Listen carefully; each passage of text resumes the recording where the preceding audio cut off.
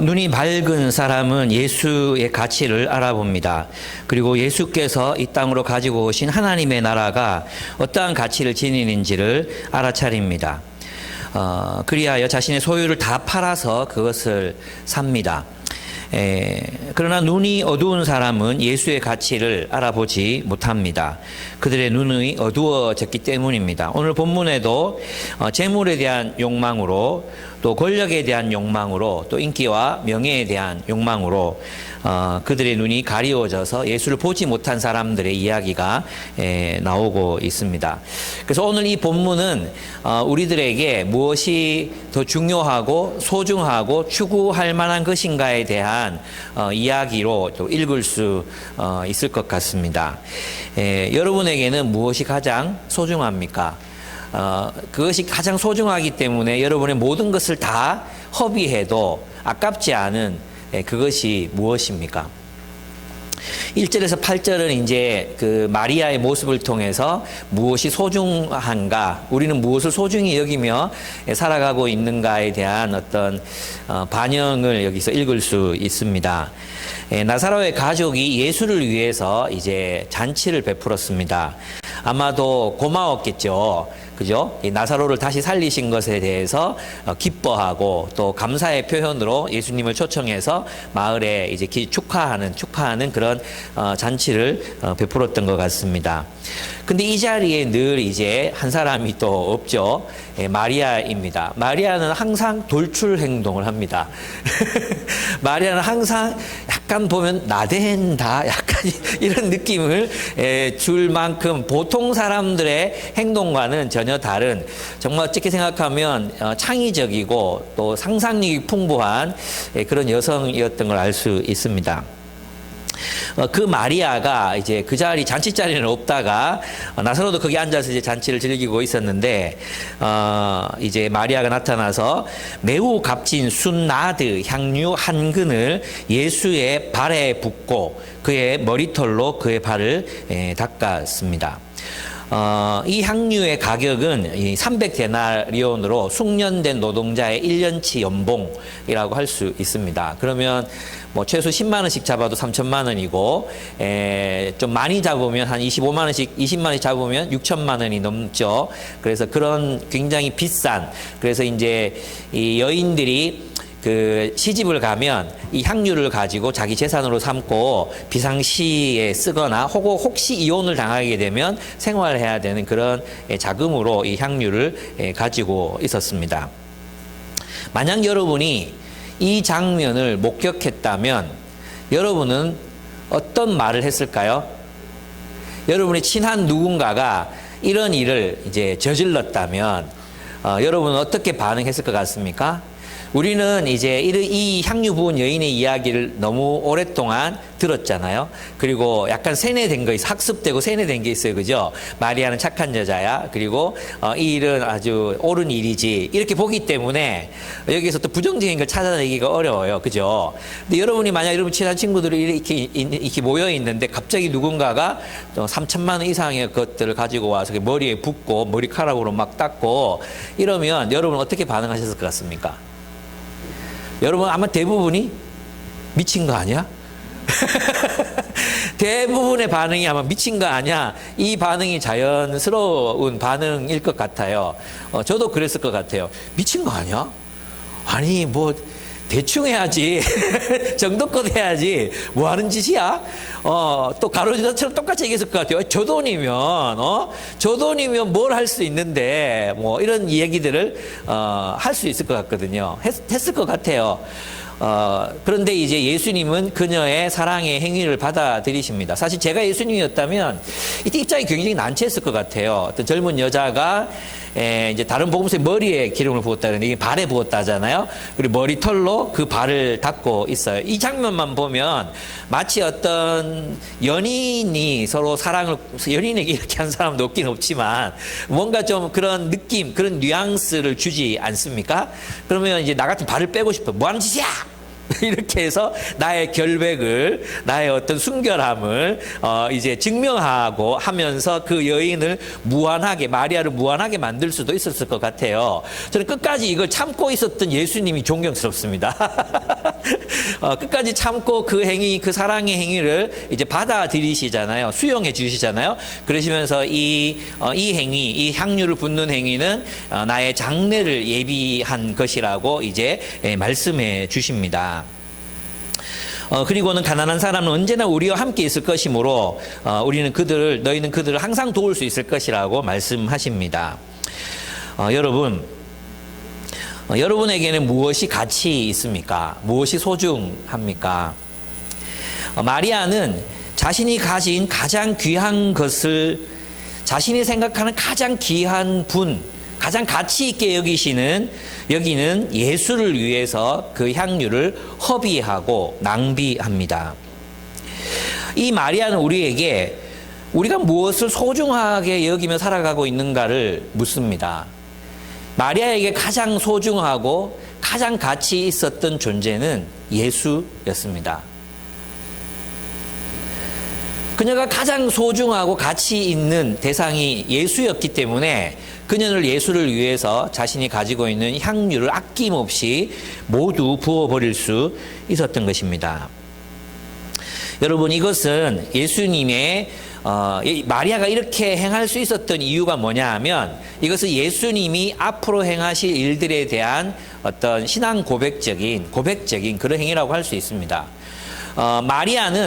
마리아는 예수님이 십자가에 달리실 것을 알고 자신을 위해 죽으실 것을 알고 그 예수의 죽음을 예비하기 위해서 향유를 발에 모두 갖다 붓습니다. 예수님은 마리아를 위해, 아니 우리 모두를 위해 십자가에서 자기 생명을 낭비하실 것입니다. 여러분, 어쩌면 이 마리아의 행위는 먼저 예수를 사랑한 것처럼 보이지만 사실은 예수의 사랑에 대한 반응이었습니다. 예수께서 십자가에서 가치 없는 존재들을 위해서 흘리실 보혈, 죄인인 자기를 위해서 버리실 그 생명에 대한 반응으로 자신이 가지고 있는 모든 것을 가지고 예수의 발에 붓고 머리털로 그의 발을 닦아 주었던 것입니다. 예수는 마리아에게 그만한 가치가 있는 분이셨습니다. 그렇습니다. 이후로 이 마리아가 예수를 위해서 이후의 삶을 생각해 보면 예수가 자기를 위해 죽었으므로 예수를 위해서 그녀가 못할 일이 무엇이 있겠습니까? 그렇지 않습니까? 아마도 마리아는 힘을 다해 예수를 사랑하고 섬겼을 것입니다. 사랑은 낭비하는 것입니다.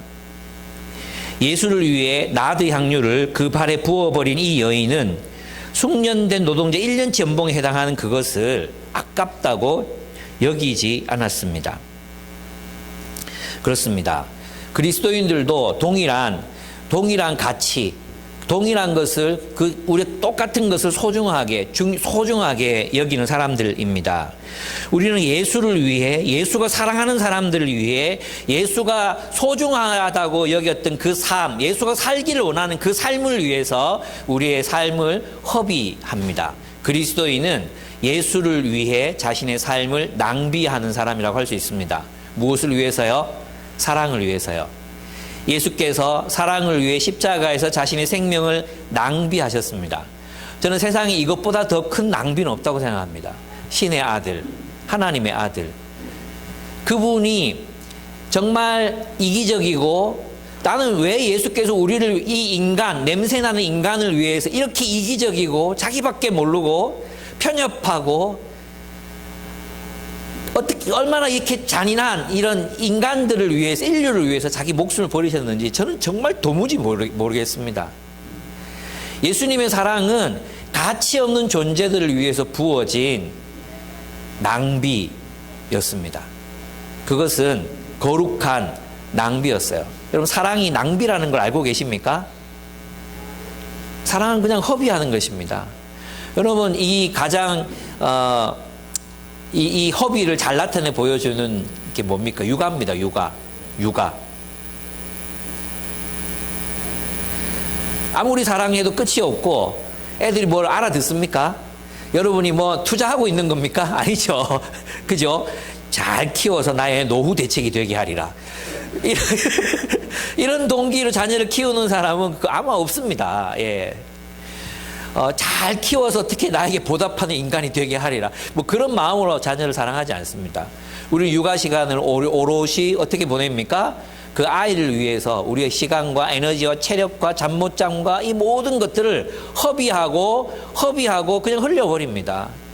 얼마 전 뭐 1990년생이었나 80년생이었나 뭐 소설 영화 있었잖아요. 거기도 보면 한 육아로 지쳐 있는 한 그 자매의 모습이 나오고, 그리고 이 세상에서 돈 벌고 뭐 사회적인 가치 있는 일을 하는 것처럼 보이는 사람들의 삶이 대비되고, 그러니까 결국은 균형을 찾게 되긴 하지만, 그죠? 그런 가치관들이 우리 안에도 있잖아요. 육아의 시간은 허비되고 낭비되는 시간이고, 세상에 나가서 돈을 벌고 사회적인 영향력을 미치는 것은 가치 있는 시간이고, 그래서 이 헛된 육아의 시간을 보내고 있는 나는 아무런 가치가 없는 것처럼 여겨지는, 예. 그런데 여러분 아십니까? 우리는 내게 무엇이 이익이 되는가, 내게 무엇이 도움이 되는가, 이것이 우리의 기준이 아니에요. 우리가 선택하는 기준은 그것이 사랑인가 하는 것입니다. 내가 선택하는 그것이 사랑인가? 사랑은 낭비하는 것입니다. 우리는 그 사랑 때문에 예수께서 사랑하는 사람들을 위해서 자신의 모든 것을 바치셨듯이, 우리 예수가 사랑하는 아이들을 위하여 우리의 고된 육아의 시간을 허비하고 낭비합니다. 멘토링은 또 어떻습니까? 전혀 열매를 맺을 것 같지 않는 멘토링. 예. 우리는 우리가 만나는 아이들에게서 뭔가를 막 할 수가 없어요. 우리는 이런 거 기대하잖아요. 그래서 좋은 멘티를 만나면 이 아이들이 졸업하고 나서 뭐 대학도 가고 직장도 가서 감사하다. 그때 멘토님이 안 계셨으면 내 인생은 정말 구렁텅이에 빠질 뻔했다. 이런 편지를 받아보고 싶습니다. 그죠? 없어요, 그런 거. 한두 명 정말 재수 좋은 사람들만 받아보는 거예요. 대다수의 사람들은, 저도 그랬지만, 멘티를 만나러 가면, 정시에, 약속 시간에 나가면, 안 나와. 한 20분 있다가 전화해. 지금 나가요라는 대답을 들어야 되는. 그러고도 1시간 정도 기다려서 만나서 또 무슨 얘기를 나누니까 이 아이들이 선생님 어떻게 이런 인생을 사시게 되셨어요? 이런 거 안 물어봐요. 선생님 왜 이렇게 시간을 나를 위해서 내어주세요? 이런 것도 안 물어봐요. 내가 물어봐요. 뭐 먹고 싶니? 눈치 보면서 물어봐야 되고, 의미 있는 대화 기대할 수 없어요. 우리의 시간과 우리의 에너지와 우리의 이 체력을 낭비하는 시간이에요. 낭비하는 시간. 우리가 누군가를 만날 때도 마찬가지예요. 그 사람의 넋두리를 들어줘야 되고, 그 사람의 하소연을 들어줘야 되고, 어떨 때 그 사람이 자랑하는 것들을 들어줘야 돼. 그러면서 우리는 그 친구의 그래도 힘이 되는 말 한마디를 해주기 위해서 만납니다. 왜 그렇습니까? 사랑을 위해서입니다. 우리가 그렇게 살아가는 이유, 우리가 그렇게 의미 없어 보이는 사람들과 시간들을 위해서 우리의 인생을 허비하고 또 허비할 수 있는 이유는 그것이 예수께서 우리를 사랑하신 삶의 모범이었기 때문입니다. 그것이 사랑이기 때문입니다. 사랑은 가치 없는, 그 받을 만한 가치 없는 사람들을 위해서 나의 돈과 시간과 나의 체력을 허비하는 것입니다. 그게 사랑이에요. 근데 우리는 어떻게 합니까? 누군가를 만나도 이 관계가 내게 도움이 되겠나 계산하죠. 만나고 나면 피곤한데, 쉬어야 되는데, 만나면 밥 사 먹어야 되는데, 만난다고 뭐 또 특별히 뭐 무슨 유익이 되는 뭐 부동산 정보를 가르쳐준다는 거나 뭐 철학적인 이야기를 나누는 이런 것도 아닌데 내가 굳이 이 사람들을 만나야 되나, 이런 생각 하지 않습니까? 우리는 가룟 유다 같습니다. 가룟 유다는 실제로 명분은 이렇게 되는 거죠. 네가 나라도 그렇게 이 가난한 자들에게 나누어 줬으면 몇 명이요 몇 달을 몇 년을 먹을 수 있는 돈인데 이렇게 허비하다니. 그런 진짜 동기는 무엇입니까? 그 돈의 일부가 자기에게로 돌아오지 않는 이익이 되지 않는 행위, 그것에 대해서 분노하고 있습니다. 그렇습니다. 여러분에게 중요한 것은 여러분에게 뭔가가 남는 것, 내게 뭔가가 도움이 되는 것, 그것이 기준입니까? 뭐 숲에 서서 모임을 하고, 뭐 또 사람들을 만나고 원투원을 하고, 뭐 이런 하잖아요. 여러분 이런 생각 들지 않습니까? 이게 무슨 소용이 있나? 그죠? 이 게임이 무슨 소용이 있나? 예. 그 게임에 열심히 참여해 주는 게 사랑이라고 생각을 못해. 그냥 이 게임이 무슨 소용이 있나? 이 만남이 무슨 의미가 있나? 뭐 꼭 뭐가 있어야 만납니까? 우리 자신을 허비하면 안 됩니까? 그렇게 허비하는 게 사랑이라고 말하는데, 가치 없는 존재를 위해서, 난 아무리 생각해봐도 예수님이 왜 우리를 위해서 생명을 바치셨는지 정말 잘 모르겠어요. 여러분 유발 하라리가 쓴 책에 보면 그런 얘기 나오잖아요. 그 호모 사피엔스인가? 그 책에 보면 사피엔스들이 이 지구상에 나타난 가장 이기적이고 독한 놈들이 사피엔스들이었거든요. 근데 에렉투스들은 되게 소박했어요. 예, 이제 뭐 그 사냥하고 채집하고 그래서 잘 나눠 먹고 이렇게 살았거든요. 근데 이 에렉투스들을 다 죽인 놈들이 호모 사피엔스야. 근데 하나님이 호모 사피엔스들을 사람이라고 부르고 이 사람들을 위해서 예수를 보냈어요. 나는 이해가 안 돼요. 에렉투스들을 선택하시지 왜 이런 이기적이고 정말 집단을 이루어서 학살하고 집단을 위해서 사람을 죽이고 이런 인간들을 왜 사랑하셨을까? 왜 죽으셨을까? 사랑은 낭비하는 겁니다. 근데 우리는 낭비하고 싶어 하지 않죠. 예, 남기려고 해요. 뭐라도 남기려고 해요. 남기려고. 내게 이익이 되는가? 뭐 여기에 가면 누가 뭐 도움이 되는가?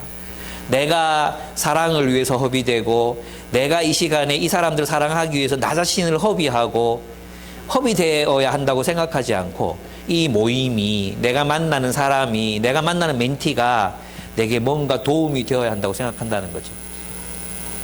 그래서 있잖아요. 옛날에도 아주 간사를 하다 보면은 리더 인터뷰 같은 거 했잖아요. 지금은 그런 뽑을 사람도 없어. 그냥 다 해야 되지만, 그 인터뷰 같은 했단 말이에요. 하면 그 동기가 있잖아요. 동기. 리더를 왜 하려고 하느냐? 그건 대부분 뭡니까? 이 리더를 한번 하고 나면 자기 인생에 큰 도움이 될 것 같다. 예, 리더가 되면 뭔가를 얻고 배울 수 있을 것 같다. 뭘 배웁니까? 배울 거 없어요. 우리가 배우는 건 뭐예요? 허비하는 거예요. 가치 없는 존재를 위해서 나 자신의 생애를 허비하는 법을 배우는 것. 그것이 사랑이고 그것이 제자도라고 할 수 있습니다. 여러분 예수를 사랑하시죠? 사랑은 시간을 허비하고 돈을 낭비하고 체력을 소모하는 일입니다. 예수를 만나 시간을 낭비하십시오. 예수를 만나 그분의 말씀을 음미하고 또 묵상하고 그렇게 여러분의 그 시간을 허비하십시오. 예수께서 사랑하시는 사람들을 만나서 여러분의 돈을 낭비하고 체력을 소모하십시오. 예수 때문에 사람을 만나고 비싼 식사를 대접하고 별 쓸데없는 얘기를 나누고 그래도 힘이 되는 말 한마디를 하고 돌아오는 것, 그것이 사랑입니다. 두 번째, 여러분에게는 무엇이 가장 중요합니까?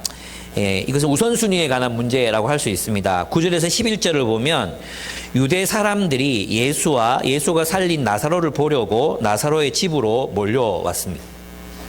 근데 이 본문에 보면 예수보다는 나사로에게 더 관심이 많았던 것 같아요.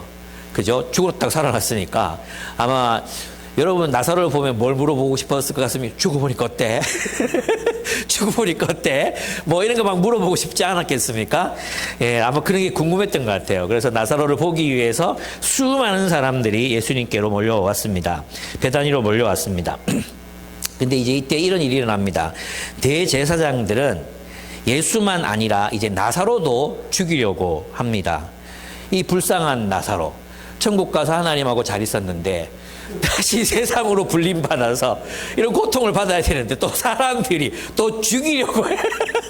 억지로 살았는데 어떻게 하다 다시 살아났는데 또 사람들이 죽이려고 해. 야, 이 나사로 정말. 아니 그렇게 살았으면 놔두지 뭘 또 죽이려고 하지 모르겠어요. 그죠? 왜 그렇습니까? 예수를 메시아로 믿고 따르는 이들이 너무 많았기 때문입니다. 그러니까 있잖아요. 나사로가 죽었다 살아나는 사건은 이스라엘을 들었다 놓은 사건이에요. 이 스캔들은 보통 스캔들이 아니에요. 그냥 뭐 유대 사회 일부 어떤 도시 구석에서 일어난 일이 아니라 온 이스라엘이 들썩하는 그런 일이었다는 것입니다. 왜냐하면 6월절에는 모든 이스라엘 백성 성인이 되는 남자들은 다 예루살렘으로 올라와서 제사를 드려야 됐거든요. 그죠? 그러니까 모든 예루살렘이 막 나 죽은 나사로를 예수가 살렸다 이 이야기로 온 막 군데군데 여기저기서 수군수군 또 알아보고 싶은 마음들을 막 이렇게 표출해내고 있었던 그런 시간들이었습니다. 예수를 메시아로 믿고 따르는 이들이 너무 많았기 때문에 대제사장들은 나사로마저 죽이려고 합니다. 예, 불운하게도 다시 살아난 나사로는 다시 죽음의 위협에 직면합니다. 여러분, 대제사장들에게 중요한 게 무엇이었겠습니까? 여러분, 제사장들이 있잖아요. 이 왕들은 판단하잖아요. 왕들은 판단하고 사람들을 죽이기도 하고 살리기도 하고 막 이런 권한이 있죠. 그리고 제사장들은 그 직업의 성격상 선지자들은 막 고발하잖아요. 찌르고 고발하잖아요. 제사장들의 역할은 뭐냐 하면 살리는 일이거든요. 죄 지은 사람 죄 용서해주고 화목제 베풀고 그리고 회복되었다 말해주고 넌 죄가 없다 깨끗해졌다 이 얘기해주고 이게 제사장의 본질이거든요. 제사장은 누구 죽이면 안 돼. 제사장들이 누구를 죽인다는 건 이건 좀 정말 뭔가 잘못된 일인 거죠. 예.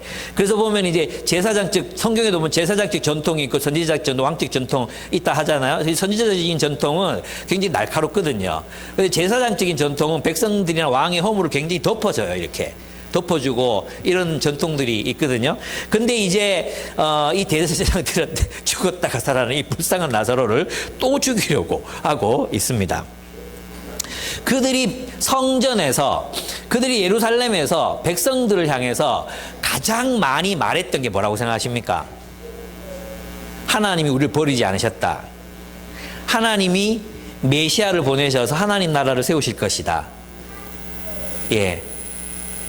아마도 대제사장들보다도 이 말을 이렇게 이 사람들보다 더 많이 한 사람은 없었을 거예요.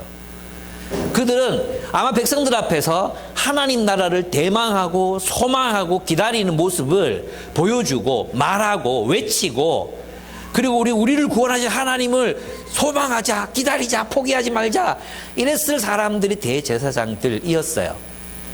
그런데 그들의 눈앞에 메시아가 나타났어요. 예수가 나타났어요. 그리고 구약 성경에 예언되어 있었던 메시아적 표징들, 예수님이 행하신 표징들은 전부 다 구약 성경에서 메시아가 오시면 하시기로 되어 있었던 일이거든요. 그죠? 대표적인 것들 있잖아요. 눈먼 자가 눈을 뜨고 병든 자가 낫고 그죠? 죽은 자가 일어나리라. 이 모든 표징들을 행하시고 계셨어요. 그들의 눈앞에 메시아와 함께 하나님의 나라가 도래하고 있었습니다.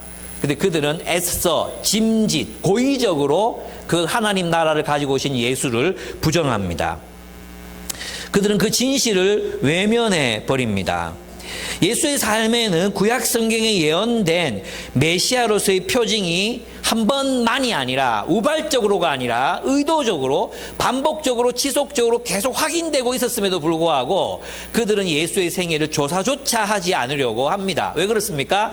애써 눈을 감으려고. 이것은 대제사장들이 하나님의 나라를 밥 먹듯이 말하고 하나님의 나라를 소망한다고 울먹이기도 하고 하나님의 나라를 소망하라고 호통치기도 했지만 그들은 실제로는 하나님의 나라를 기다리지도 않고 있었다는 것입니다. 기대도 하고 있지 않았다는 것입니다. 여러분 아시죠? 예수님이 태어나셨다는 소식을 듣고 동방박사가 와서 예루살렘 성전에 여기에 왕이 오셨습니다. 어디 있습니까? 이렇게 물으니까 화들짝 놀란 사람들이 누구였어요? 헤롯이었어요. 그리고 이스라엘의 제사장들과 하나님의 나라를 기다리는 이스라엘 백성들은 아무도 예수가 어디 있는지 관심이 없어요. 누가 믿습니까? 누가 그 동방박사들의 말을 믿고 한 살짜리 아이들 다 죽여버립니까? 헤롯이었어요. 헤롯이 믿음이 제일 좋은 사람이에요. 헤롯보다 믿음이 좋은 사람이에요. 헤롯은 진짜 메시아가 왔을 수도 있다고 생각했던 거죠. 그런데 유대 사회, 유대 권력자들은 조용합니다. 왜 그렇습니까? 실제로는 하나님 나라에 관심이 없는 거예요. 실제로는 하나님 나라에 관심이 없는 것입니다. 사실 그들에게 하나님 나라보다 더 중요한 것은 자기의 왕국이었습니다. 하나님의 왕국이 아니라 자기의 왕국이 더 중요했습니다. 말로는, 기도로는, 가르침으로는 그들이 하나님의 나라를 대망하는 것처럼 살았지만 실제로는 자기 왕국, 자기 세계, 자기 자신보다 더 중요한 것이 없었기 때문에 실제로 이 사람들 진짜 예수가 진짜 메시아라면 낭패를 당할 것이었죠. 그렇습니다. 무엇이 더 중요합니까? 자신의 자리를 보존하는 것일까요? 회개하고 하나님의 나라를 맞이하는 것이겠습니까? 그들이 일평생 기다려온 역사적인 시간이 도래하고 있는데도 그들은 그 시간을 알아차리지 못하고 흘려보내고 있습니다. 요한복음을 보면서 계속 확인하게 되는 것 한 가지가 진정 부자와 권력자들은 예수를 만나기가 너무 어렵다. 왜 그렇습니까? 가진 게 너무 많기 때문입니다. 가진 게 너무 많으면 그걸 지키기 위해서는 예수를 만나 예수께 순종하는 게 너무 어렵습니다. 이 권력자들은 자신이 욕망하는 것을 지키려고 하다가 그 아름다운 나라를 받지도 못하고 누리지도 못할 것입니다. 결국 그들은 모든 것들을 잃어버리게 될 것입니다. 그들은 하나님의 나라에 들어갈 수 없게 될 것입니다. 자신의 것을 지키려고 애쓰다가 결국에는 모든 것을 잃어버릴 수도 있습니다. 우리도 그렇습니다. 우리도 우리의 시간을 지키려고 하다가 우리의 시간이 그냥 쓸데없는 일에 허비되는 일들이 얼마나 많습니까? 우리 하나님 나라를 위해서 하나님 나라를 입으로 말하고 하나님의 나라를 소망한다고 기도하고 하나님 나라를 기다린다고 그렇게 말하면서도 정작 우리의 시간은 하나님의 나라 안에 있지 않습니다. 그리고 그 시간들은 자신의 욕망을 채우는데 허비되고 맙니다. 우리는 하나님의 나라를 살아간다고 얘기하면서도 하나님 나라 소중하다고 공동체를 주셔서 감사하다고 말하면서도 우리는 우리의 돈을 하나님 나라 안에 두지 않습니다. 그리고 그 돈을 자신의 세계를 구축하는 일에, 자신의 욕망을 채우는 일에, 자신의 쾌락을 도모하는 일에 그 돈을 허비합니다. 지나고 나면 우리의 인생은 그냥 허비되고 쓸데없는 일들을 위해 허비되고 말 것입니다. 이들은 자신들을 너무나도 중요하게 여겼습니다. 죽은 사람을 살리는 예수는 제거되어야 할 불필요한 존재, 자신들의 세계를 혼란하게 하고 무너뜨리는 존재로 여겨졌습니다. 여러분은 무엇을 가장 중요하게 여기십니까? 여러분의 우선순위는 무엇입니까? 예수께서 먼저 그 나라와 그 의를 구하라는 이 말씀, 그리하면 너의 모든 것들을 필요한 모든 것들을 채워주겠다고 약속하셨던 예수님의 말씀이 있습니다. 우리 이 말씀을 들을 때마다 부담감에 쩝니다. 부담감. 먼저 그 나라와 그 의를 구하라. 또 그 얘기다. 그럼 내 시간은, 내 돈은, 내 인생은, 내 삶은 이렇게 생각합니다. 근데 주님이 그 앞에 말씀하셨잖아요. 그거 구하면 네 시간, 네 돈, 네가 원하는 것들이 채워진다고. 근데 우리는 예수를 믿지 않습니다. 예수를 신뢰하지 않아요. 설마 그러려고요. 내 건 내가 챙겨야지. 설마 그러려고요. 예수를 신뢰하지 않습니다. 저는 이렇게 생각합니다. 먼저 그 나라와 우리가 부담스럽게 여기는 먼저 그 나라와 그 의를 구하라는 그리스도의 말씀은 우리를 지극히 사랑하시는 주님의 간청일 것입니다. 너희들 있잖아. 네 거 챙기고 너 자신을 위해 살고 네 소유를 가장 중요하게 여기면 너 다 잃어버리게 돼. 결국 그거 다 잃어버리게 돼. 하나님의 나라를 위해서 살아라. 먼저 그 나라와 그 의를 구해라. 그럼 너는 산다. 이렇게 말씀하시는 걸 겁니다. 여러분, 어쩌면 이제 토요일에 리더 모임이 있잖아요. 토요일에 리더 모임이 있어요. 그죠? 정말 우리 직장인들에게는 황금 같은 시간이죠. 그죠? 이때 뭐 할 수 있는 게 많아요. 물론 낮에 하면 되는데 꼭 밤에 하려고 해서 문제지. 할 수 있는 게 많아요. 그죠? 근데 이 시간 동안에 사실 이제 제가 고민이 그거였거든요. 직장생활 바쁘고 가정생활도 바쁜데 토요일 시간마저 빼앗아서 우리가 사람들 불러 모아가지고 이렇게 리더 모임하고 뭐 모임을 해야 되나 그런 생각을 했었어요. 근데 이제 요셉산지 이렇게 여러분 모습도 마찬가지지만 요셉산지 이렇게 보면서 육아하는 기간 동안에는 좀 힘든 부분이 있었거든요. 근데 우리가 결단해서 토요일을 다시 모이자 해서 이제 올해부터 다시 모이기 시작했어요. 근데 이제 놀라운 게 뭐냐 하면 어제 이제 뉴스앤조이 기자님 오셔가지고 우리 교회 취재하고 있거든요. 이제 뉴스앤조이의 우리 교회 이야기가 실리잖아요. 이제 우리 교회는 확실한 좌빨 교회로 이제 낙인 찍히게 될 거, 빨갱이 교회로 낙인 찍히게 될지도 모릅니다. 어쨌든 하시는데 이렇게 물었어요. 토요일 날 리더 모임하고 이런 게 성도들이 부담스러워하지 않냐고. 처음엔 그랬다고. 처음에는 그랬는데 자꾸 모여서 이 사람들이 가장 친한 친구가 되고 휴일 날 만나고 싶은 사람들이 되니까 부담스럽지 않다고. 무슨 뜻인지 아시겠죠? 예, 우리 의무로 만나는 게 아니거든요. 처음엔 의무로 만나죠, 처음엔. 자꾸 만나보면 다른 사람들을 만나거나 TV 보고 뭐 가족끼리 이렇게 시간을 보내는 것보다 이 사람들과 함께 시간을 보내는 게 즐거워지기 시작하는 거잖아요. 우리 시간이 하나님 나라 안에서 저는 그런 의미에서 구속된다고 생각하거든요. 아이들도 그래요. 아이들도 여기 와서 애들이 정말 뛰어놀거든요. 손잡고 놀고 게임도 하고 그렇지. 어제는 또 대판 싸웠어요. 공책 다 찢어놓고 이렇게 했어요. 그리고 화해하고 또 하나가 되어가고 지금부터 그렇게 친해져 가면 나중에 정말 서로를 보고 싶을 거 아니에요? 그죠? 저는 우리가 거기까지 가야 된다고 생각해요. 우리는 생각하거든. 왜 교회 사람 만나는 게 일입니까? 많은 사람들이 교회 형제 자매들을 만나는 게 일로 생각해. 일처럼 여겨. 일처럼. 왜 그렇습니까?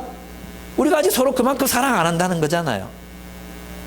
형제 자매들을 내가 너희를 사랑한 것처럼 서로 사랑하라 그랬는데 사랑은 모이지 않습니까?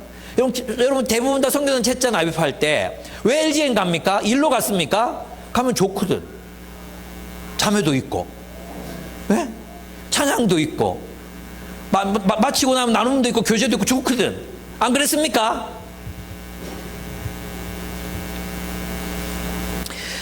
우리가 왜 하나님의 나라, 무엇이 더 중요합니까? 내 시간, 내 재물, 내 에너지 지키는 거 중요합니다. 근데 여러분 아십니까?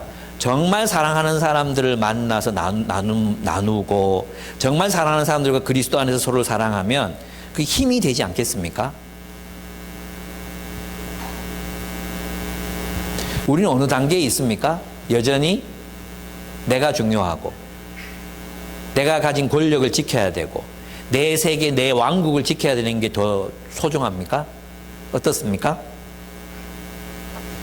그렇습니다. 우리는 하나님의 사랑의 공동체를 꿈꿉니다. 그래서 영화나 드라마나 그런 공동체 서로 사랑하는 모습들 이런 게 나오면은 그게 그냥 감동이 돼서 눈물이 흐릅니다. 그죠? 그래서 우리는 갯마을 차차차에 환장했었습니다. 그리고 그 제주도에서 벌어지는 일 왜 이제 이병헌 나오고 했던 그 드라마 있었잖아요. 그 이름 뭡니까? 우리들의 블루스. 맞습니까? 우리들의 블루스. 그거 보면서도 막 울었잖아요. 그죠? 근데 정작 우리는 우리 공동체에 속한 사람들을 사랑하기 위해서 시간을 내고 재물을 내고 만나는 것을 일로 여깁니다.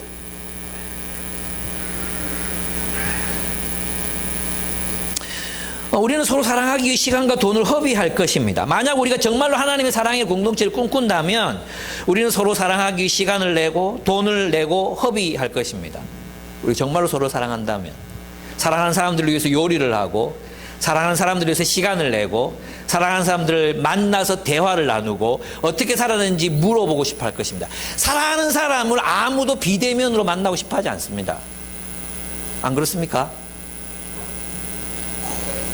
우리는 정의와 공의의 하나님의 나라를 꿈꾸고 동경해 왔습니다. 하면 우리는 주님을 만나고 이제 연약한 형제와 자매들을 돕고 우리가 누리고 있는 그것들을 그들과 함께 누리는 삶을 선택할 것입니다. 우리는 우리의 자녀들이 하나님의 자녀로 성장하고 자라는 것을 보고 싶었습니다. 그렇다면 우리는 우리 아이들과 가정에서 말씀을 묵상하고 아이들끼리 영적인 우정을 만들어 주기 위해서 서로 가정과 가정이 만나서 휴가를 보내고 같이 보낼 것입니다. 여름이 지나도 휴가 한번 못 가고 있는 가정의 자녀들을 초청해서 함께 휴가를 보낼 수도 있을 것입니다. 우리는 각자 도생의 세상에 지쳤습니다. 그래서 이 각자 도생의 삶이 너무나도 버겁고 힘겹다는 걸 알았습니다.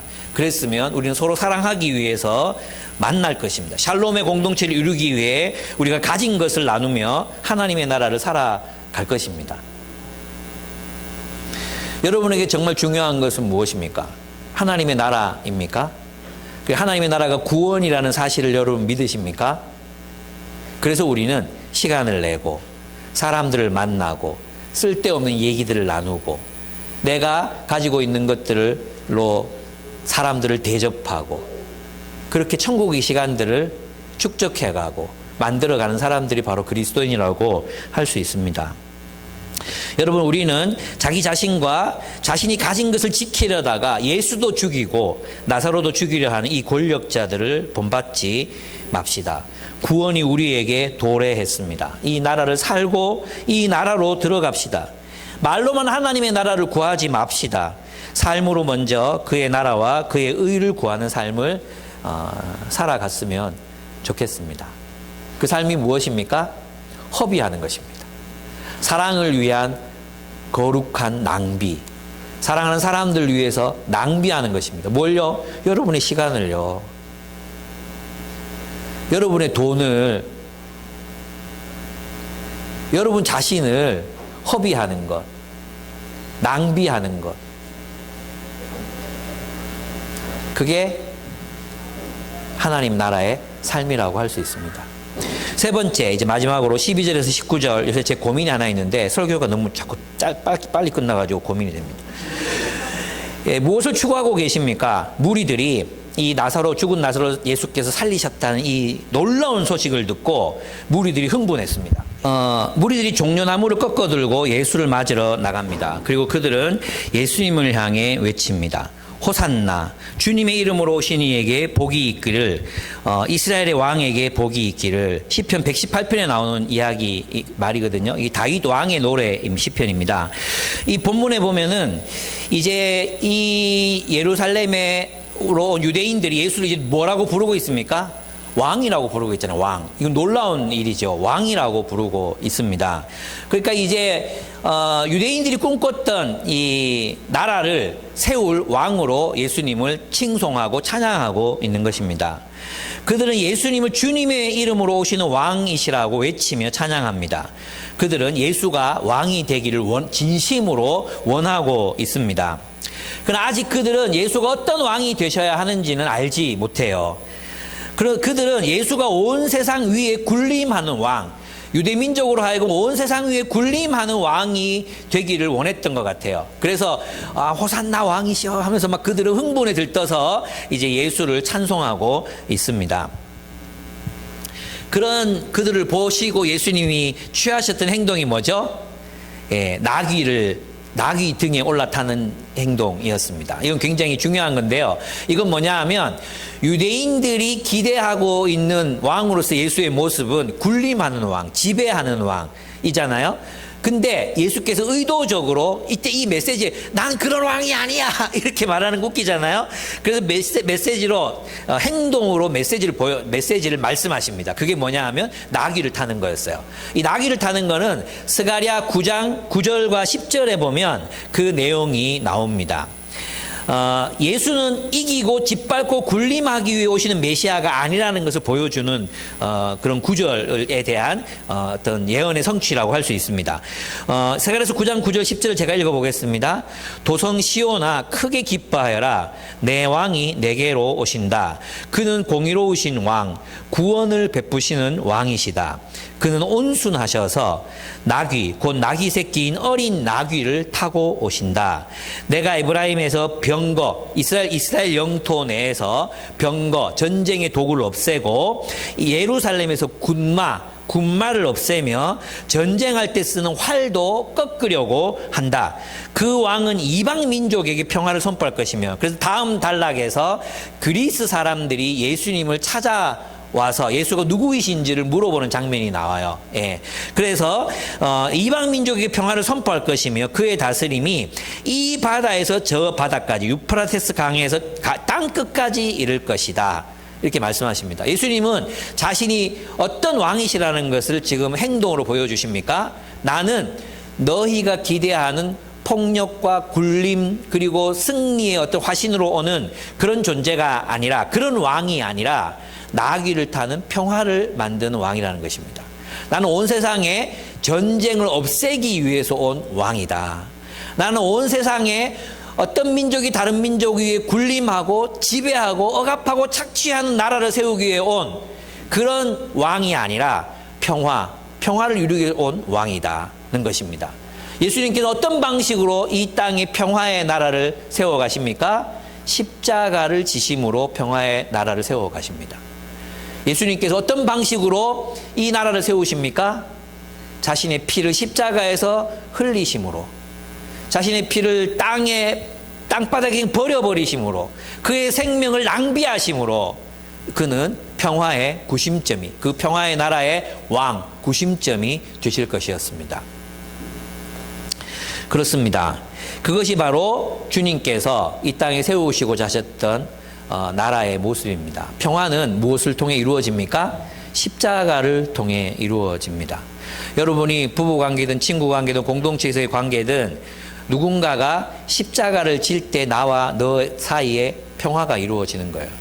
부부관계도 마찬가지예요. 부부관계도 서로가 서로 이겨먹겠다고 작은 일 하나 누가 더 옳았냐, 누가 더 잘했냐 이런 걸 계속 싸우잖아요. 이기기 위해 싸움을 하잖아요.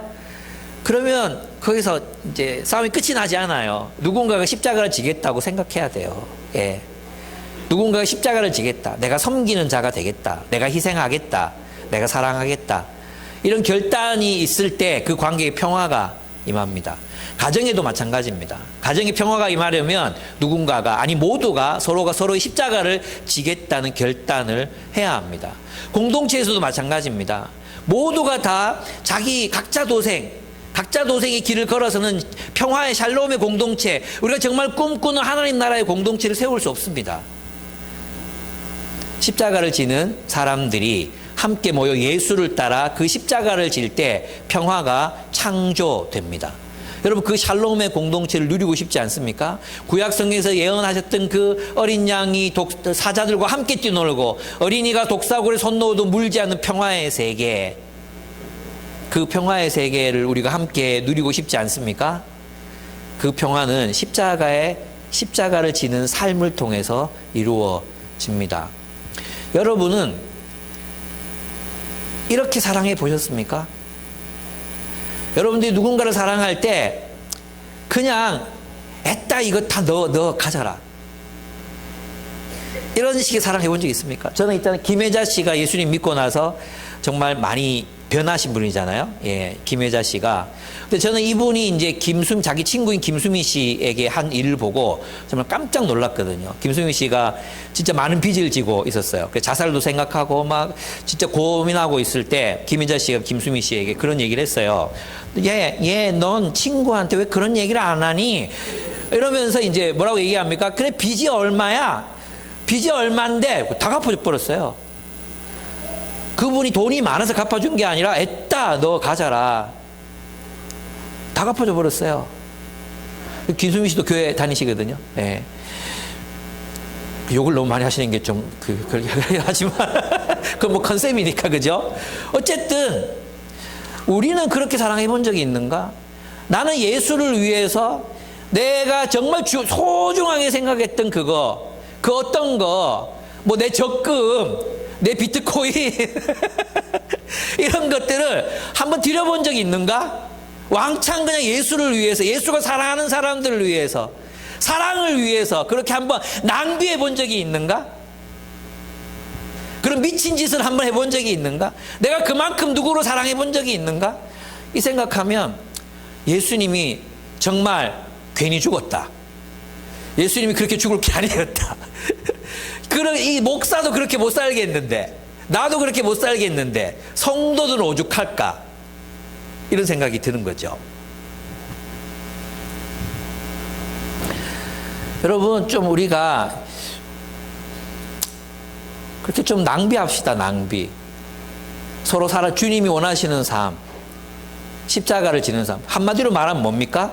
우리의 생명을 낭비하는 거예요. 사랑을 위한 낭비. 내 욕망을 위한 낭비가 있고요, 사랑을 위한 낭비가 있어요. 그렇게 돈 없다고 하면서도 자기 취미생활 위해서는 돈 모으잖아요. 그죠? 그리고 할부로 사죠. 아멘? 네 욕망을 할부로 채울지어다. 우리 거기 얼마나 잘 순종합니까? 근데 우리가 사랑을 위해서 그렇게 헛된 낭비를 해보신 적이 있습니까? 사랑을 위해서 할부 끊어본 적이 있습니까? 사랑을 위해서 마이너스 통장 내본 적이 있습니까? 내지 마. 그러면 안 돼. 지금 내가 농담하는 거야, 농담. 지금 비교하는 거예요, 비교. 우리는 우리의 욕망을 위해서 할부도 끊고, 카드빚도 내고, 마이너스 통장도 긁어서, 우리의 욕망을 채우면서 살지만, 사랑을 위해서 빚지고, 사랑을 위해서 할부를 내고, 사랑을 위해서 대신 빚지는 삶을 우리는 선택하지 않습니다. 우리는 누구도 사랑해 본 적이 없습니다.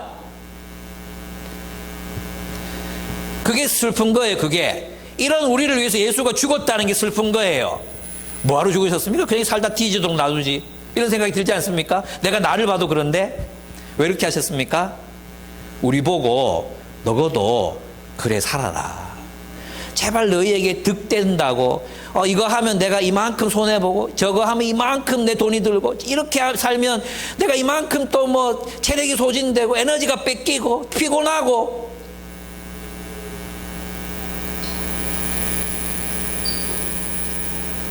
그 사랑이 그런 건데, 사랑이 그런 거 아니에요. 사랑이 부모가 자녀를 양육할 때 잠 못 자고, 그죠? 먹을 거 못 먹고, 똥도 마음대로 못 넣어. 애 가지고 그렇게 보고 싶은 영화도 몇 년이 지나도 한 편도 못 봐. 혼자서 조용히 책 읽고 싶어, 그죠? 애 좀 재워놓고 그냥 조금 책 읽고 싶어요. 근데 시간이 나도 또 책을 안 읽어. 그게 우리 한계이긴 하지만 우리 시간도 못 가져. 그게 뭐예요? 그게 사랑이네, 사랑. 그 낭비. 예. 아이들하고 뭐 멘토링하고 뭐 대화하고 그러면 그게 우리에게 꼭 뭐 유익이 됩니까? 유익이 별로 안 되던데. 유익이 별로 안 돼요. 어떤 뭐 화가 나고 막 짜증이 나고 그래요. 예. 그런 시간을 통해서 우리는 주님을 닮아가게 됩니다. 그렇습니다. 예수는 평화의 왕으로 오셨습니다. 그리고 그 평화는 십자가에서 허비된 주님의 보혈로 인하여 이루어질 것입니다. 그 피는 dirt, 그 피는 먼지 위로, 먼지 속으로, 흙 속으로 다 허비되었습니다. 사람들이 신이 나서 나사로를 달리 살리시는 것을 본 이들은 내가 봤다 아이가, 막 얼마나 신이 났겠습니까? 사람들이 막 호산나가 뭐냐면 제발 우리를 구원하소서 이런 뜻이거든요. 제발 우리를 호산나를 외치고 막 사도 예수를 떠받들고 있을 때 왜 무슨 일이 났는데 저 사람이 막 죽은 사람 메시아라니까 죽은 사람 살렸다니까. 내가 봤잖아. 막 무덤 문 열었는데 막 나사로가 이래 막 걸어 나왔다 아이가. 내가 그 붕대 풀어줬다니까. 그 세마포 벗겨줬다니까. 진짜라고 막 이런 간증을 하니까 사람들이 막 전부 다 막 예수를 우와 진짜 메시아네 막 이런 일이 일어난 것입니다. 얼마나 신이 났겠습니까? 그랬더니 바리새파 사람들이 절망합니다. 절망. 바리새파 사람들이 모든 사람들이 예수를 따라가자 이제 다 틀렸어. 보시오. 온 세상이 그를 따라갔어. 라고 말합니다. 여러분 바리새파들이 가장 기다렸던 게 뭔지 아십니까? 하나님 나라의 회복이었거든요. 바리새파 사람들은 평신도 지도 귀족 계층들의 평신도 운동이잖아요. 이 사람들은 하나님의 율법을 이 이스라엘 백성들이 회복해서 말씀대로 살아서 하나님이 도래하시는 날, 하나님 메시아가 오시는 날을 간절히 기다렸던 사람들이거든요. 하나님의 날을 기다렸던 사람들이거든요. 근데 하나님의 날이 왔어요. 왔는데 왜 예수를 받아들이지 못합니까? 자신들의 아젠다를 포기하지 못하는 거예요. 하나님 나라는 예수 같은 죽은 사람이나 살리는 저런 존재를 통해서 오는 게 아니라 자신들의 개혁 운동을 통해서 와야 되는 거예요. 자신들의 개혁 운동이 성공해야 되는 거예요. 근데 이미 그 예수가 오셔서 그 일을 성공시키고 있는데 자신들의 아젠다, 자신들의 선한 목적, 자신들의 프레임 이걸 깰 수가 없는 거예요. 하나님 나라 이런 식으로 오면 안 돼. 자기를 통해 와야 돼. 자기를 통해 와야 되는 거예요. 자기를 통해. 근데 하나님 예수님께서는 그들을 무시하고 하나님 나라 가지고 오시잖아요. 그걸 포기할 수 없는 거죠. 그래서 사람들이 다 떠나간다. 우리 사람이 없다 이렇게 말하는 것입니다. 진짜 겸손한 사람이면 이때 무엇을 해야 합니까? 이 예수가 누구인가? 그죠? 이 예수가 누구인가? 그리고 예수를 따라야 되는데 이 예수가 우리가 그렇게 기다렸던 메시아다. 우리가 잘못하고 있었다. 진리 앞에서 자신의 잘못을 딱 깨닫고 돌이키는 게 바로 인간입니다. 예. 자신의 잘못을 딱 깨닫고 회개하는 것, 돌이키는 것, 그래서 주님을 따라가는 삶을 사는 것, 이것이 우리가 해야 되는 일이라는 거예요. 근데 우리는 어떻습니까? 자신의 한계가 드러날 때, 내 잘못이 말씀 앞에 비추어졌을 때, 누군가가 네가 그렇게 살면 안 된다고 말했을 때 우리는 뭐 하죠? 화를 내죠. 그럴 수밖에 없었어요. 화를 내죠. 선한 일을 할 때도 마찬가지입니다. 선한 일을 할 때도 있잖아요. 꼭 명분을 달아요. 예를 들어 공동체 이런 게 정말 필요합니다. 저런 게 필요합니다. 그래서 이걸 해야 되겠습니다 하고 할 때 계산해 보면 자기가 얼마만큼 부담해야 되는 게 딱 느껴지잖아요. 그러면 어떤 사람들은 있잖아요. 저는 여기서 요거 정도는 할 수 있어요. 이렇게 말하는 게 아니고 그건 우리 공동체에 꼭 필요한 게 아닌 것 같아요. 이렇게 말합니다. 내가 여러분 가스라이팅 하는 게 아니에요. 그래서 헌금 많이 거두려고 이런 얘기 하는 거 아니에요. 절대. 우리가 뭔가를 있잖아요. 반대하거나 그거 하지 말자. 근데 그거 하면 내가 불편해진다. 그거 하면 내가 좀 피곤하다. 솔직히 말을 하려면 그렇게 해야 되는데 그거 우리 공동체에 꼭 필요한 거 아닌 것 같다. 지금 그게 왜 필요한지 모르겠다. 그런 식으로 자신의 이기심을 정당화하려는 사람들이 많습니다. 나는 있잖아요. 이거 우리가 좀 성찰해 봐야 된다고 생각해요. 예. 바리새인들도 똑같았습니다. 정말 그들이 기다려왔던 하나님 나라가 나타났지만 그는 그 하나님 나라를 선택하지 않습니다. 자기 명분, 자기들의 아젠다, 자신들의 어떤 방법론 그걸 포기하지 않는 거예요. 진리의 말씀 앞에서 생각해 봐야 돼요. 지금도 그래서 이제 기독교 세계관 운동 이런 거 보면 있잖아요. 과거에 막 주장하고 생각했던 것들이 현실적으로 불가능하다는 것들이 많이 밝혀졌거든요. 우리가 세상을 변화시키자. 변화 안 된다는 거 우리가 이제 알아야 되는데 아직도 우리는 세상을 바꿔야 된다고 생각하거든요. 그리고 많은 사람이 이렇게도 얘기해요. 가서 세상을 바꾸자 그러거든요. 어제도 이제 그 뉴스엔 저희 기자님하고 그런 얘기 했어요. 아니, 교회로 형성되지도 않은 사람들이 세상으로 나가면 그럼 그게 뭐가 되겠냐. 교회는 세상 사람들이 모여서 집합밖에 안 된다. 집단. 세상 사람들이 모여서 세상적인 가치관을 가지고 사는 사람들을 또 세상으로 나가라 그래. 이미 세상에 나가 있어. 교회였던 적이 없어. 교회로 형성돼 본 적이 없어. 그리스도인이었던 적이 없다니까. 말씀으로 형성된 세계관, 말씀으로 형성된 삶이 없었다니까. 그게 교회로 살아야 생기는 건데, 공동체로 살아야 생기는 건데 없어. 그 없는 사람들한테, 주일날 예배만 드리는 사람들, 세상에 나가서 세상을 바꾸래. 이미 다 바뀌어 있는데 뭘 또 바꿔? 이미 다 세상 사람 되어 있는데. 우리는 그런 식으로 있잖아요. 이게 아직도 예수 그리스도의 진리 앞에서 자신이 뭐가 틀린지 모르는 거예요. 지금도 있잖아요. 합동 측 가면은 이단 논쟁. 요새 이단 논쟁이 정말 막 신물 나도록.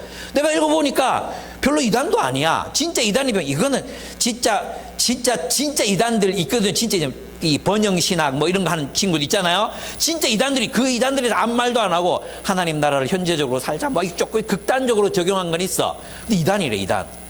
침례교회 온 걸 하나님의 은혜를 정말 감사했어요. 내가 만약에 거기 있었으면 우리도 이거 또 똑같이 겪었겠다 이런 생각이 드는 거예요. 예, 할렐루야. 침례교 할렐루야입니다. 예, 너무 좋습니다. 무슨 성경에서 그렇게 중요하게 말도 안 한 게 있어요. 이건 녹화 안 되지. 그리스도의 능동순정설, 수동순정설 이래가지고 또 이단 고발하고 싸우고 막 이러고 있어요. 무슨 말인지도 모르겠죠. 무슨 말인지도 몰라요. 그 중요하지도 않아요. 근데 거기에 목숨을 건다니까, 예정론 막 이런 목숨 건다니까. 이미 시대가 다 지나갔는데 하나님의 예수 그리스도의 이 예수 그리스도의 삶을 따라 살 생각은 안 하고, 그게 답답한 거죠. 아젠다, 자신들의 아젠다를 그리스도 앞에서 포기할 수 없는 거예요. 우리는 그리스도를 알고 그리스도를 따라가고, 그러면 이제 이런 말 하지. 그거 알아야 그리스도를 따라가. 내가 볼 때 별로 안 중요해. 예수를 따라 살아야 돼. 예. 그래서 정말 우리가 진짜 꿈꿨던 세상, 정말 우리가 꿈꿨던 삶, 우리가 정말 마음 깊이 염원하고 소망했던 삶은 바로 하나님 나라 안에 있습니다. 그리고 그 하나님의 나라를 위해서는 우리 자신의 삶을 그렇게 사랑을 위해서 낭비하고자 하는 결단이 없이는 결코 우리가 이 땅에서 하나님 나라를 누릴 수 없고 하나님의 나라를 증언할 수도 없을 것입니다. 여러분의 사랑은 낭비되고 있습니까? 여러분의 사랑은 받을 만한 가치가 없는 사람, 돌려줄 수 없는 사람들을 향해 여러분의 사랑은 낭비되고 허비되고 있습니까? 여러분의 시간은 허비되고 있습니까? 사랑을 위해 잡담을 나누고, 사랑을 위해 쓸데없는 이야기를 듣고, 그 쓸모없어 보이는 그 이야기들, 힘든 그 이야기들 가운데 여러분의 사랑의 응답으로 그들을 만나고 있습니까? 여러분, 사랑을 위해 여러분은 여러분의 나드, 향유, 그것을 예수의 발에 그냥 부어버려 본 적이 있습니까? 예수님은 그 여인의 사랑을 아셨습니다. 사랑이 뭔지를 아시는 분입니다. 우리는 너무 쉽게 이 돈이면 우리는 명분과 진리를 찾지만, 예수께서는 가장 귀한 것을 위해 자신의 가장 귀한 것을 바친 그녀의 사랑을 받으셨습니다. 여러분은 누군가를, 예수를 이렇게 사랑해 본 적이 있으십니까?